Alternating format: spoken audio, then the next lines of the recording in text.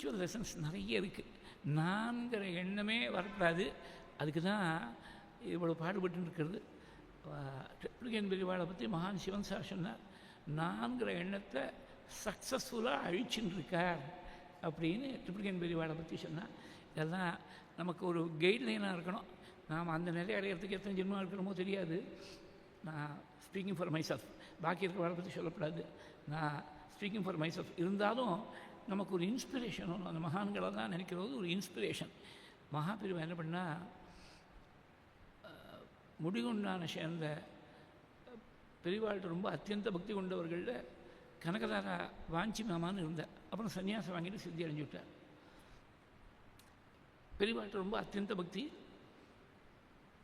அவளுக்கு ஒரு படத்தை அனுகிரகம் பண்ணி கொடுத்து, நான் இந்த படத்தில் இருக்கேன்னு சொல்லிருக்கா. அவள் கிரகத்தில் இருக்குது அந்த படம். இன்னும் ஒரு நாளைக்கு வாஞ்சி மாமாட்ட பேசியிருக்கிறது பெரியவா சொன்னால், எனக்கு 3 ஆசைனா. சந்திரமௌழீஷ்க்கு தீபாராதனை பண்ணுறது பார்க்கணுன்னு ஆசை. இவரே பூஜை பண்ணிட்டு இருக்கார். தீபாராதனை யாரோ பூஜை பண்ணி நான் தீபாராதனை பார்க்கணுன்னு ஆசை. புது பெரியவா பட்ன பிரவேசம் பண்ணுறது பார்க்கணுன்னு ஆசை. நான் ஒருத்தன் இது மாதிரி இருந்தேன்னே உலகத்துக்கு யாருக்கும் தெரியாமல் நான் மறைஞ்சு போயிடணும்னு ஆசை. இது எல்லாத்தையும் கேட்டுட்டார்.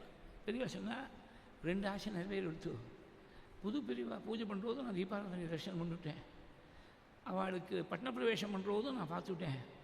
3வது ஒன்று ஆசை பாக்கி இருக்குன்னா, இவர் என்ன பண்ணார், டக்குன்னு மேல்வேஷி எடுத்து இடுப்பில் கட்டினா நமஸ்காரம் பண்ணார் வாஞ்சி மாமா. 3வது ஆசை நிறைவேறப்படாதுன்னு பெரியவா அனுகிரகம் பண்ணோம்னார். என்ன பண்ணுவேன், பெரியவாடையே ஒரு நிமிஷம் செக்மேட் பண்ணிவிட்டேன். அதாவது பெரியவா ஒருத்தர் இருந்தானே தெரியாமல் அப்படி செல்ஃப் எஃபேஸிங்காக போயிடணும் அப்படின்னு நினச்சா இருக்க முடியுமா? யதா விருட்சஸ்ய சம்புஷ்பிதஸ்ய தூராத் கந்தோவாத்யேவம் புண்ணியஸ்ய கர்மணோ தூராத் கந்தோவாதி. வேறென்ன பிரமாணம்? புஷ்பம் மலர்ந்த உடனே நறுமணம் 4 பக்கத்துலேயும் வீசுறதே என்னம்மா? அதுவும் பெரியவாளை போல் ஒரு மகான் அவதார புருஷாள், அவளை பற்றி என்னம்மா தெரியாமல் இருக்க முடியும்? அப்படி யாருக்கும் தெரியாமல் மறைஞ்சு போகணும்னு நினைக்கிறேன். அந்த எண்ணம் ஃபார்ச்சுனேட்லி ஃபார் அஸ் பெரியவாளுடைய அந்த எண்ணம் பறிக்காமல் போயிடுச்சு. அவள் சொன்ன அந்த பாவம் ரொம்ப முக்கியம். ஒரு ஜெகத்குருவாக இருந்து, பீட்டாதிபதியாக இருந்து, உலகம் முழுக்க கொண்டாடக்கூடிய மகானாக இருந்து தன்னை பற்றி யாருக்கும் தெரியாமல் இருக்கணும். அப்படி தான் எல்லா மகான்களும் இருந்தாள். இந்த மகான் சிவன் சாரும் அப்படி தான் இருந்தாள். சிவன் சாருடைய புஸ்தகத்துலேருந்து அங்கங்கே கோட் பண்ணுறது உண்டு. நான் முதல்ல அவளுக்கு பிடிக்காதுங்கிறதுனால அவள் சொல்லியிருக்கான்னு சொல்லாமல் நான் மாட்டில் கோட் பண்ணியிருந்தேன். அந்த ஏணிப்படல் மாதத்துலேருந்து ஒரு நாளைக்கு உபன்யாசத்துக்கு முன்னாடி தரிசனத்துக்காக போனேன். நீ இப்படி கோட் பண்ணுறியாமேன்னு கேட்டேன் என்கிட்ட. ஆமாம், நீ கண்டுபிடிச்சதான்னு கேட்டேன் என்கிட்ட. நான் எனக்கு ஒன்றும் தெரியாது, அது புஸ்தகத்துலேருந்து தான் கோட் பண்ணுறேன். பெரியவாளுக்கு பிடிக்காதுங்கிறதுனால நான் பேரை சொல்லலைன்னு. எனக்கு கொஞ்சம் கூட பிடிக்காதுங்கிறது வாஸ்தவம். ஒன் தர்மம் என்னன்னு கேட்டார். அடுத்த நாள்லேருந்து அவர் எழுதிய புஸ்தகத்துலேருந்து கொட்டேஷனுங்கிறத சொல்லியே கோட் பண்ணியிருந்தேன். தன்னை பற்றி வெளியில் காட்டிக்க மாட்டேன்னு ஒரு அத்தியந்த பக்தர்கிட்ட சொன்னேன். அண்ணா இருக்கிற மட்டும் நான் வெளியில் வரத்துக்கு விடமாட்டேன்னு சொன்னான். இப்படியே சொன்னான், தன்னை பற்றி வெளியில் யாருக்கும் தெரியாமல் இருக்கணும்னு. ட்ரிப்ளிகேன் பெரியவாளும் இப்படி தான் இருந்தாள்.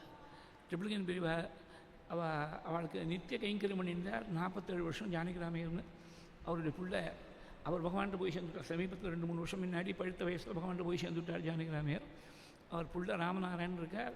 அவள் அங்கே பக்கத்தில் ட்ரிப்ளிகேன்லேயே தான் இருந்தா. அப்போ அந்த சமயத்தில் யாரோ ஒருத்தர், இவர் பெரியவாள் தரிசனம் பண்ணுறதுக்காக ஜானகிராமையருடைய பிள்ளை போயின்னு இருக்கார். ரோட்டில் யாரோ ஒருத்தர் தேடின்னு வந்திருக்கார். அந்த பண்டார வேணுகோபால தெருவில், அந்த தெருவில் இருக்கிறவா யாருக்குமே தெரியல இப்படி ஒரு பெரியவர் இருக்காருன்னு தெரியவே இல்லை. ஃபார்ச்சுனேட்லி இவரை பார்த்த உடனே இவர் அழைச்சின்னு போயிட்டார். அங்கே ஜானகிராமையரோட பிள்ளை அழைச்சின்னு போயிட்டார். அப்புறம் அப்பாட்ட வந்து சொல்லியிருக்கார், இது மாதிரி யாரோ ஒருத்தர் தேடின்னு வந்தார் நம்ம பெரியவாளை. அந்த தெருவில் இருக்கிறவா யாருக்குமே தெரியல இப்படி ஒருத்தர் இருக்காருன்னு.